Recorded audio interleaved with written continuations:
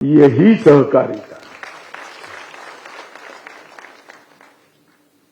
पद्मश्री पाटिल ने छोटे छोटे लोगों को, छोटे छोटे किसानों का छोटा छोटा पूंजी इकट्ठा कर सहकारी कारखाना लगाया, साकर कारखाना लगाया, और आज देश भर में सैकड़ों साकर कारखाने इस पद्धति पर चल रहे।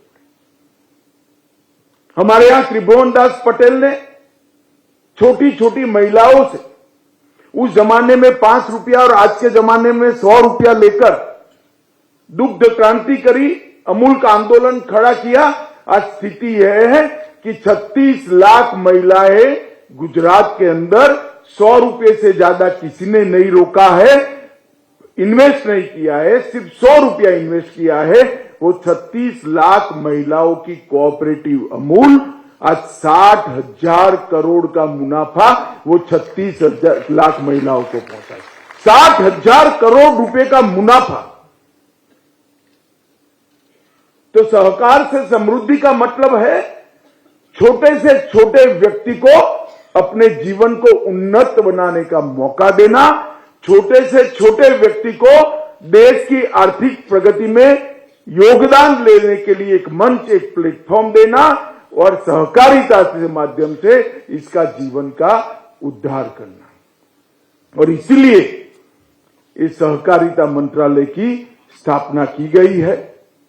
आज हमने जिस पोर्टल को यहां पर शुरू किया है, देश की 1555 बहुराज्यीय सहकारी समितियों को इसका फायदा मिलेगा।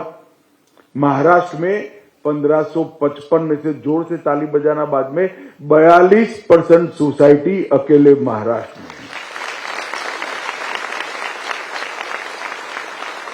है। एक और पूरा देश है और एक और महाराष्ट्र है।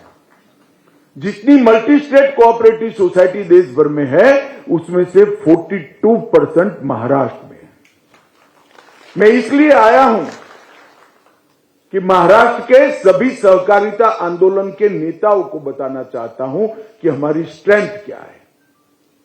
और ये आज से ये 1555 मल्टी स्टेट कोऑपरेटिव सोसाइटी को मैंने आगे कहा वो सारा काम, चाहे रिटर्न फाइल करना हो, चाहे multi state cooperative state registrar से शिकायत करनी हो, किसी भी मेंबर को, किसी भी सोसाइटी को अपना जवाब देना हो, किसी भी सोसाइटी को चुनाव प्रक्रिया की इंफॉर्मेशन देनी हो, आपका बोर्ड का रेजोल्यूशन भेजना हो और एनालिटिक टूल्स भी इसके अंदर रखे हैं। हर प्रकार का काम ये पोर्टल करेगा।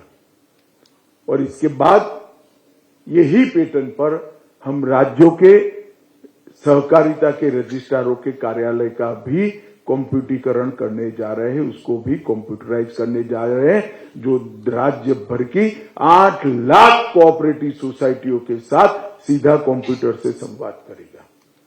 तब जाकर एक काम में गति आएगी। सहकारिता आंदोलन आधुनिकता के बगैर आगे नहीं बढ़ सकता। सहकारिता आंदोलन पारदर्शिता के बगैर आगे नहीं बढ़ सकता। और सहकारिता का आंदोलन रिस्पॉन्सिबिलिटी, जवाबदेही के बगैर भी आगे नहीं बढ़ सकता। सहकारिता आंदोलन की स्वीकृति बढ़ानी है तो हमें पारदर्शिता बढ़ानी पड़ेगी, जवाबदेही तय करनी पड़ेगी। इस प्रकार की पारदर्शी व्यवस्था ही समाज के 60 करोड़ लोगों को जोड़ सकती है। और कोई कल्पना नहीं कर सकता दुनिया में इफको जैसा सबसे बड़ा खाद का कारखाना हमारे यहां कोऑपरेटिव बेस पर चलता है, क्रिप्को कोऑपरेटिव बेस पर चलता है, नाफेड कोऑपरेटिव बेस पर चलता है, अमूल कोऑपरेटिव बेस पर चलता है। एक जमाने में लिज्जत पापड़ भी कोऑपरेटिव बेस पर चलता था। हमने बहुत सारी सफलता की गाथाएं, सक्सेस स्टोरी दुनिया के सामने रखी है। अब ये स्ट्रेंथ को संजोकर एक नई गति बढ़ाने का काम करना है। मित्रों,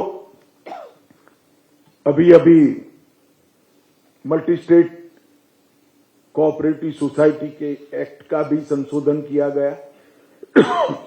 हमारे सचिव साहब यहां बैठे हैं। मैं उनको और उनकी पूरी टीम को बधाई देना चाहता हूं। देखिए एफिशिएंसी क्या होती है। 2 तारीख को कानून पारित हो गया, राष्ट्रपति महोदया की साइन हो गई, इसका नोटिफिकेशन निकल गया और 4 तारीख को उसका रूल्स का भी नोटिफिकेशन निकल गया। 2 तारीख को संसद के सदनों में, दोनों सदनों में पारित होने के बाद 4 तारीख को कोई काम बाकी